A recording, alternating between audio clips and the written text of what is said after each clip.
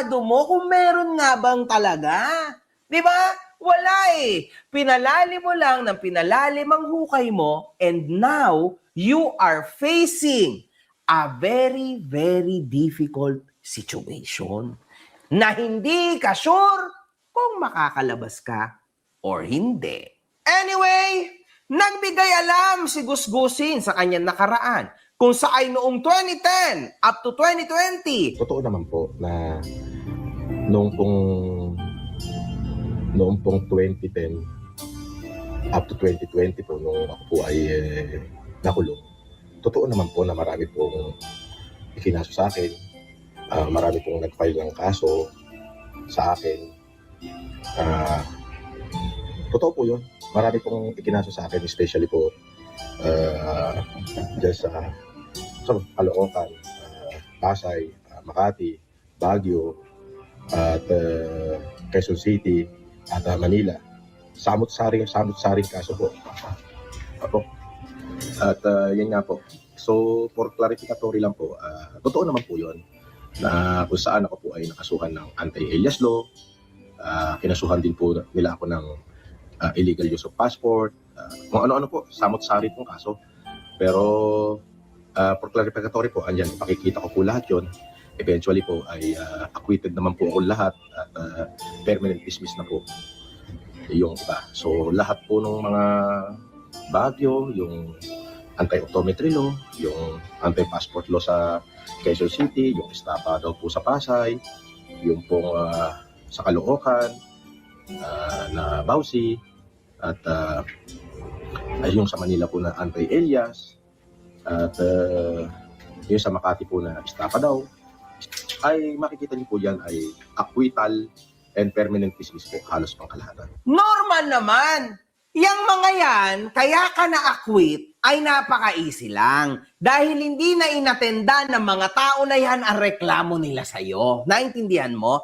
Although, sige, palakpakan natin ang pagkaputang ina nitong tao na ito. Dahil sa banda dito, tama naman. Talagang na-acquit. And actually, court decision yan. So wala ka naman talagang magagawa dito. At actually, tama rin naman ang nasabi niya na kahit kailan, hindi na pwedeng i-open itong problema na ito. Tama? Lalo na itong tungkol sa anti-alias law, illegal use of passport, hindi ko na alam yung optometry, sila na yon. Pero yung estafa, mga kahombre ko, marami pa hong nakapilang estafa. Norma, nasaan na yung human trafficking? Bakit hindi mo yun nasabi? Diba ongoing case pa yon at may estafa pa at napakarami pang nasa likod ng lahat ng to. Now, Norman, sige na lang, permanently dismissed ang mga naging kaso mo na yan. Pero hindi ba kayo nagtatanong, paano nangyari na ang isang tao ay kumaharap ng gantong karaming kaso? Kung ikaw ay tunay na nag-humanitarian, how come puro ganyan at napakaraming nagkaso sa'yo?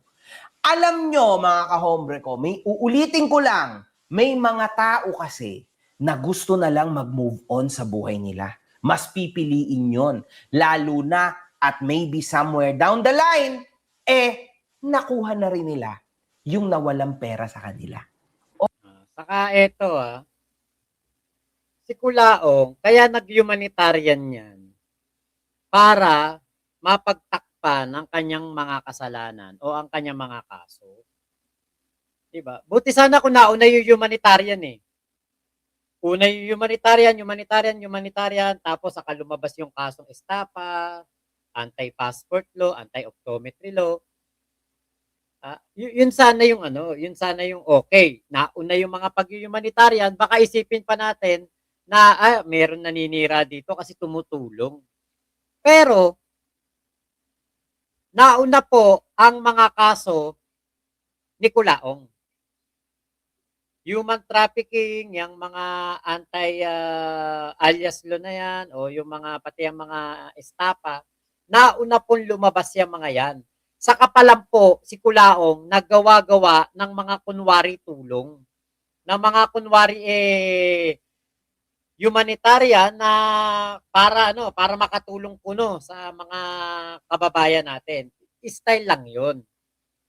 Kasi nga po, ang talaga namang ginawa nitong si Kulaong ay kaya siya nag-humanitarian para ipakita sa taong bayan na siya si Francis Leo Marcos at hindi siya si Norman Mangusi na tadtad ng napakaraming kaso noon. Okay na yon.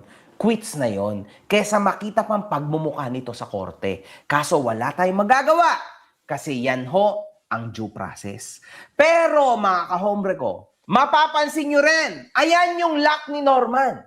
Kasi merong part din, no, na yung mga mahihirap na tao na nabubudol, hindi ho makapagreklamo. Lalong-lalo na yung mga OFW, hindi ho makapagreklamo.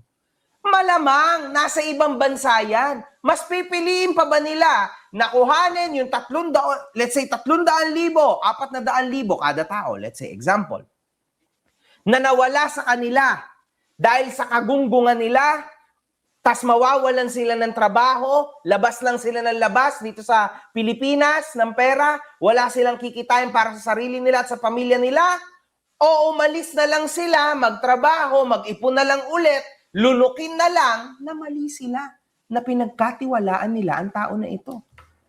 Malamang ang pipiliin nila yung umalis na lang sa bansa at maging OFW na lang ulit. Okay na yon, bawiin na lang yung 2 o 3 taon na nawala sa mga buhay nila. Ayun. Ito yung pinipinpoint ni Kuya Spencer Lacalle.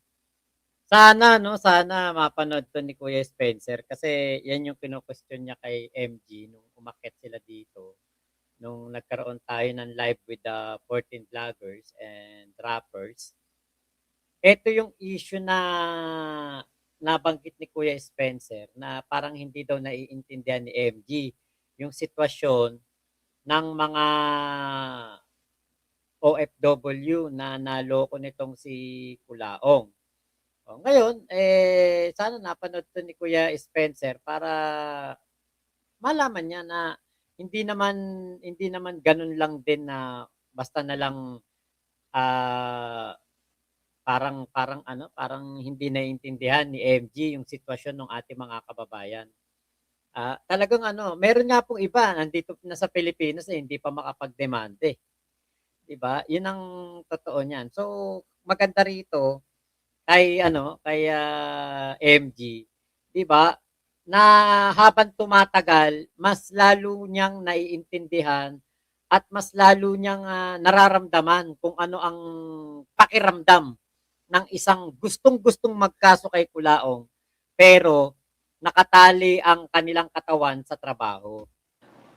Kesa naman, harapin nila, kasuhan nila, isagad-sagad yung kaso, 2 years silang tenga dito.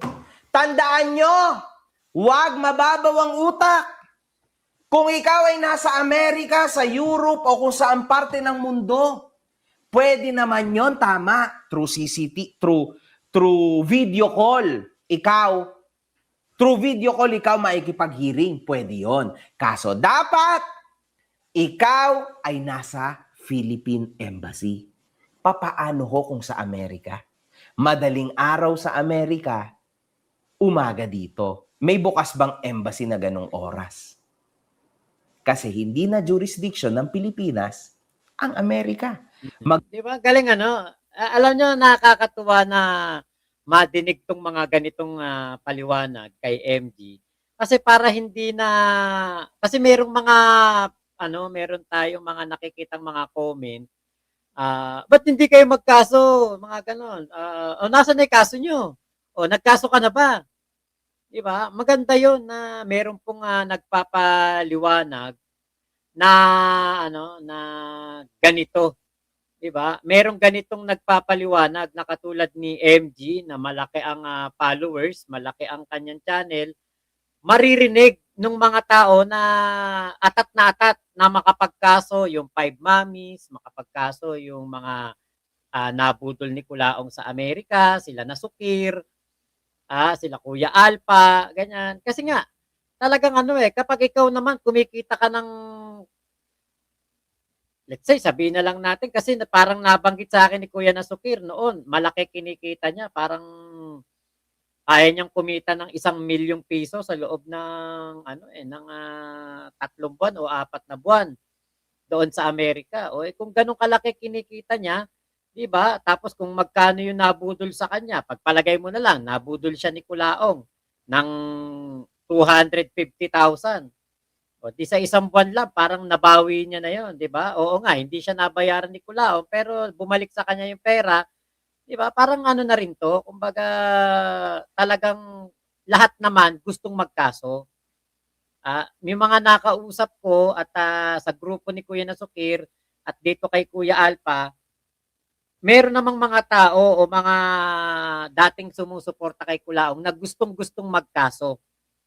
Ang problema lang talaga yung sitwasyon nila doon sa ibang bansa. Ayan, Matcha Mochi nandiyan pa din at, Ate Ira, hello po. Ako si Coco, guys, isang like lang support natin si Kuya Mac. Kahit yung isang like lang, 72 na tayo dito. Thank you Kuya Navarro, Argel, ayan, hello po.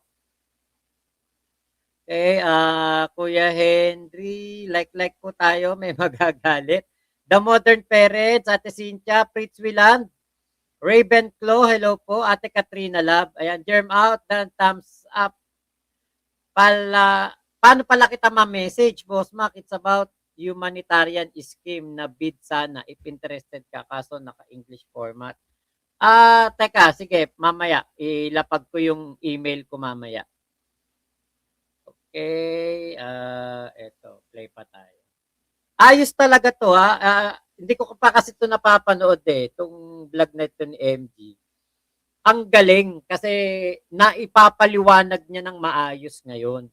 Maraming makakapanood na kasi hindi maiiwasan, ba't hindi nagkaso? O, di kasuhan nyo. Ba't ayaw nyo pa magkaso? Kasi yung iba, kala yata ang pagkakaso napakadali. Hindi nila alam, napakahirap. Magiging jurisdiction ng Pilipinas ang Amerika. Actually, nag-offer na nga si Attorney Aboy ng libreng abogado. Katulad nga nun, ako, yung dahilan ko, paano ko kikita para sa aking pamilya kung ako atupagin ko yung pagkakaso. Kasi nga, syempre, di ba, tayo ay meron tayong ginagawa outside YouTube. Meron tayong daily vlogs. Paano tayo makakapag-vlog kung aasikasuhin natin yung pagkakaso? Kaya yun yung yun yung hindi naiintindihan ng iba. Ang ano nila, hindi, libre na nga abogado ba't di ka pa magkaso? Paano yung araw-araw na mawawalang kita sa'yo? Ako nga nanghihinayang doon. What more pa kaya mga kababayan nating OFW, hindi sila manghinayang doon, mas malaki kinikita ng mga yon. Kapag ikaw ay nasa loob ng Philippine Embassy. Di ba ang gulo? Diyan! Actually, yan yung nangyari din kay Kuya Alpha. Merong umamin na siya si Norman Mangusin, siya daw si Kulaong na nag-human trafficking. Medyo may edad na yon. Nakausap ko yon, na-interview ko yon. Sabi niya, willing siyang mag-testify sa embassy ng Pilipinas doon sa Italy. Pinuntahan ni Kuya Alpha para makikipag-usap siya sa mga taga-embassy kung paano ang gagawin, ano ang gagawin doon sa isang tao na parang isusuko niya yung kanyang sarili. Nung panahon na yun, parang isusuko niya yung kanyang sarili para mapawalang sala si Kulaong. Si Norman Mangusin na noon ay Francis Leo Marcos. Kaya lang nga po, panahon ng pandemya, pagdating pa lang ni Kuya Alpha doon sa gate, hindi na siya nakapasok. Bakit? Kailangan ng mga parang mga vaccine card, mga ganyan. Ang daming hinahanap kay Kuya Alpha, magkatawagan kami noon. Tapos yung kahit anong sabi ni Kuya Alpha na kailangan niya may makausap na taga-embassy, yun daw yung protocol dahil nga panahon ng pandemya that time, kailangan sumunod ni Kuya Alpha. Hanggang sa etong Norman Mangusin na ito, na na-interview ko pa noon, naglaho na lang na parang bula. So kada ikaw ay haharap sa kaso o sa hearing, kailangan mong pumunta doon sa embassy. Nakakalusot si Norman. Kaya being an OFW, nakakita siya ng napakaraming butas. Kasi he is actually 5 steps ahead of all of us, mga kahombre ko. Kasi ngayon pa lang yan, umaangat sa limelight, ngunit siya, nagatasan niya na ng sagad before. Di ba? Kasi dyan niya nilagay lahat ng talino niya at talento niya. Iyan ho ang totoo dyan, mga kahombre ko. Now you understand. Now, if you think about this, marirealize mo na, oo nga, no? Diba? Gets Kaya nga OFW ang naging target ni Culaong eh. Kahit yung sa FFCI, OFW ang target niya. mo na kung bakit OFW. Kasi yan mga yan, yung pinaka-vulnerable sa lahat. Yung FFCI, ginawa yon para sa OFW. Ginawa po yon para sa mga mommies, ginawa po yon para sa ating mga kababayan na nag-migrate na sa ibang bansa. Yung iba, happily ever after na doon sa Amerika, Canada, sa Europe, Australia, ganyan. Yun po yung naging target ni Culaong. Ngayon, syempre, ang mga Pilipino naman talaga matulungin.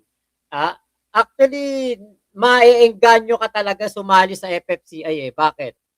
Kung wari ikaw, OFW ka sa Hong Kong, tapos makikita mo na ang FFCI, kapag ikaw naging member, pag uwi mo, meron kang negosyo, meron kang sari-sari store package na pagpipilian, sari-sari store yata yun, o tricycle, basta mga negosyo package, mga ganyan. Ngayon, meron pong isang umuwi. Meron po isang umuwi. Natatandaan ko yun, merong isang umuwi na FFCI member. Wala pong naibigay si Culaong. Bakit? Ano sagot ni Culaong? Ano sinasabi ng FFCI ni Culaong noon? Hindi pa tayo register sa Security and Exchange Commission. Kailangan muna tayo maging register sa SEC. Yun ang nangyari noon. Maraming kulang sa pamilyang ito. Asan yung iba magagalit ang mama at papa? Algorithm po problema niyan. As in. Lalo na sa ugali. Kasi yan, malungkot din yan at the same time. Namimiss yung mga pamilya nila sa Pinas. Mas mabilis maloko. Iyan ho yung motibo niyan. Ba't hindi kami aatras? We will be forever here hanggat nasa social media si Norman para spread ng paulit-ulit ang awareness sa inyo. At tutulungan tayo ng mga kahombre ko to do so. Pero wag ka mag-alala, Norman. Kasi hindi porke na-dismiss ang lahat ng ito, dismiss na rin yung mga susunod, Norman. Yan ang problema, Norman. Di ba? Maybe, ganyan na nangyari. Pero sa pagkakataon na ito, sa second na hangin ng kasuhan laban sa'yo, ibang match to. You'll see. Kasi sa diferensya natin dalawa, lahat ng sinasabi ko totoo. Ikaw naman, lahat ng sinasabi mo, bumabalik sa'yo. So, alam nyo na. Huwag ka rin masyadong mag-celebrate ng sobrang aga pa. Kasi mali ka rin dyan. Ay, nako, Norman. Ang dami pang nasa likod na kakatok sa'yo. Abangan mo lang. Sinaan ni Gusgusi na ginawa. Marami pong mga paparating talaga ng mga kaso kay Culaong. Pero yun nga, hindi naman yan talaga katulad ng sinasabi ni Culaong na peanut. Hindi ganun. Napakahaba po niyan. Kita nyo nga, kaso nga ni Culaong 2010, 2016 lang o 2025 lang nagkaroon ng final decision. Kaya po talaga matatagalan eh. Hindi po ganun kadali, hindi ganun ka-simple na sabihin, magkaso, parang ora mismo, mapapakulong mo na si Culaong o magkakaroon na ng resulta, yung gagawin mong pagkilos, hindi, mabagal talaga. Ginawa niya ang video na ito para sa ikakaliwanag ng mga tao na iniisip na siya raw ay maraming kaso. Norman, yes. Marami ka talagang kasong kinakaharap. Yang mga kaso na yan was back in the day, 6 years ago. Wala na yan, Norman. Akala mo ba ayan ang sinasabi ni Commissioner Attorney Kalinisan? Hindi yan, mga kahombre ko, kasi hindi lang ho yan ang kaso niya. Napakarami hong pending cases niyan na ongoing up till now. Ano ka ba, Norman? At sa tingin mo, dyan na lang nagtatapos?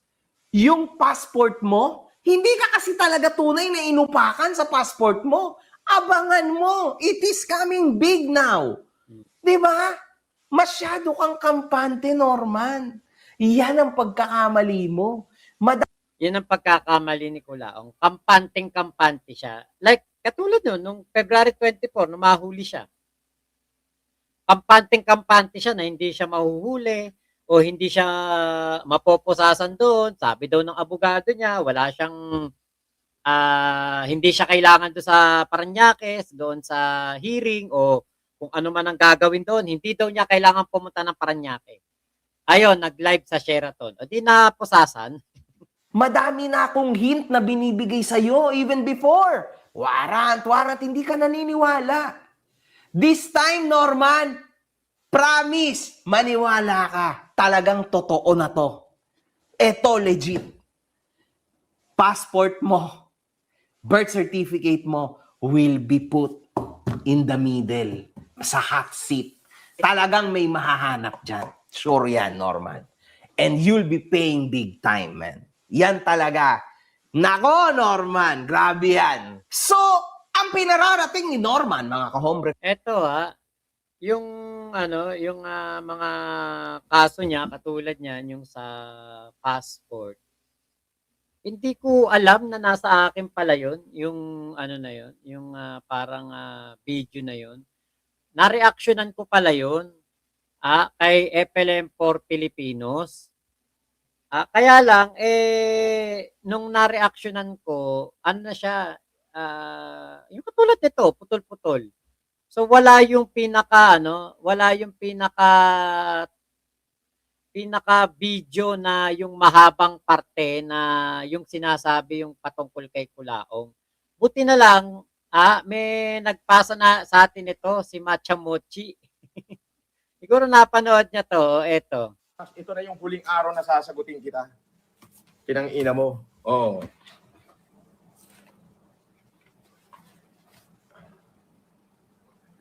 Ito ang birth certificate ko. Yes, sir. Late registered siya ng 91. 91, okay po. Yun na yun. Yun na yung lahat yun. Basta 91 para tama. Kasi mas palapit pa ng 95 para. Sige mo, sige po. 5 taong comatose. Pwede rin siguro, mas maganda. 1986, 85, para mas maganda. Kaya na yun. 85. May nabanggit siya dyan, 5 taong comatose. Sino yung comatose that time? Si Pacifico Marcos. Kaya ang palalabasin niya, na late register kasi yung tatay niya na comatose. 85. Ganun taon ng pagkitan ba? Sige. Pwede Na naman. late registered noong 1985. Sige. Ganun na lang. Kaya na lang, para mas, para mawala ng klaro. Kaya lang, baguhin natin yung middle name mo. Baguhin ng nanang. Backing lang. Ayun. Ayun. Ito ho ang birth certificate na So, nangyari, yung kanyang birth certificate na ginamit noong 2022 election, Tarangnan Samar na ang naging niya, naging, tawag dito, naging birthplace niya. Ngayon, katulad nito, ito yung ilagay natin dito. January 30, 1919. Tapos 1979 po pinanganak si Kulaong. Ilang taon na si Pacifico Marcos nung time na yon? Kung 1979, 60 years old. Ano ka? Big Soto? Big Soto tatay mo? Na kaya pang makabuo kahit 60 na. Nung time na yon, nung pinanganak si Kulaong. Ngayon, ang kanyang date of death ay January 10, 1998. Pinapalabas nitong si Kulaong kasi na yan ang tatay niya. Kaya po hindi po talaga magiging katotohanan yung sinasabi ni Kulaong na tatay niya si Pacifico Marcos. Si Pacifico Marcos 1919 pinanganak. 1979 pinanganak si Kulaong. 'Di ba? 60 years old. 1979, meron na ba mga Viagra noon?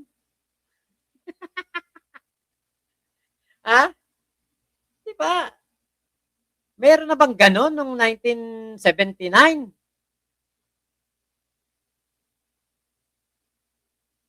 Saka isa pa nga. Isa pa. Alam naman nating lahat na si Kulaong, pati nanay niya, ginamit niya rito sa katarantaduhan niya para magpanggap na Marcos. Hindi natin alam kung ano ang kasi kung mahal mo talaga anak mo, 'di ba? Katulad ni Nanang Remy, kung mahal mo talaga ang anak mo, siguro konsintihin mo sa kabutihan. Pero sa mga ganitong pagpapanggap, talikuran mo. Itakwil mo kung nagpapanggap na Marcos kasi alam mo naman hindi Marcos 'yan eh. Kaya lang meron nga pong audio recording ako napakinggan noon. Siguro kayo napanood niyo na rin 'yan o napakinggan niyo na rin 'yan. Kinukuwento pa ni Nanang Remy, nagkatitigan daw sila ni Pacifico Marcos. Kung di ako nagkakamali, sa Ermita ba? Nagkatitigan daw sila. Nakita daw niya nakakotse. Tapos nagkatitigan sila. Ayun na, sumama na daw siya. Tapos si Kulaong, meron ding audio recording dyan. Sinasabi ni Kulaong, siya ay test tube baby. Belgium daw siya nabuo. Hindi malaman test tube baby.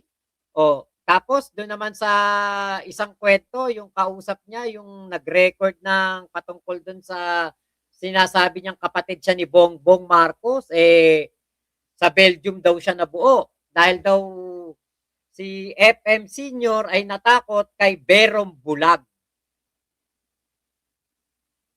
Ate Mayet, di ba? Mukha din kasing pera.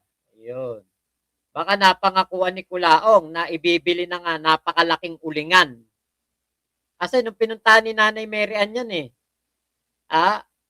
nag-uuling yan Biruin mo, prinsesa ng Cordillera, humihingi ng padala kay Nanay Mary Ann. Ini-screenshot yan ni Nanay Mary Ann sa akin pinasa sa akin So maraming salamat po Ingat po kayo. Nasaan mang panig kayo ng mundo. Momo, chup chup, love you. God bless us all. Pilipinas, God first.